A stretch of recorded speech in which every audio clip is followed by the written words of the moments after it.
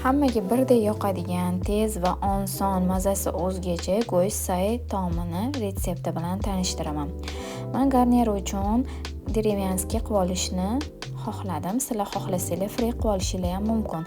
Derevyanskiyni kartoshkalarni katta qilib to'g'rab olamiz. Suv qaynab chiqqandan keyin 10 minut qaynatib, suvlarini silkitib olamiz. Keyin idishga solib, ustidan tuz, har xil ziravor va yog' solib, yaxshilab aralashtirib olamiz. Yaxshilab aralashtirganimizdan keyin listimizga bitta-bittalab terib chiqamiz va duxovkamizga yarim soatga yuboramiz.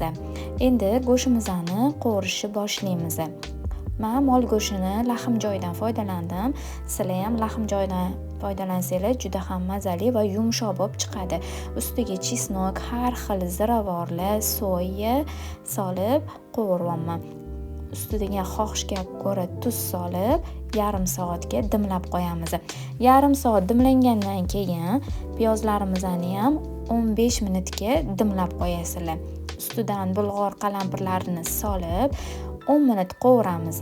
10 minutdan keyin pomidor va ko'katlarimizni bitta qovurib olib, o'chirib qo'yamiz.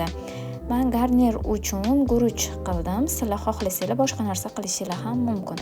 Guruchni ham yog'da qovurib olamiz. Ozgincha ustiga tabga ko'ra tuz solasizlar va ustiga suv solib, yarim soatga dimlab qo'yasizlar. Mana go'sht sayim tayyor bo'ldi. Sizlar ham albatta tayyorlab ko'ringlar. Like bosishni unutmanglar.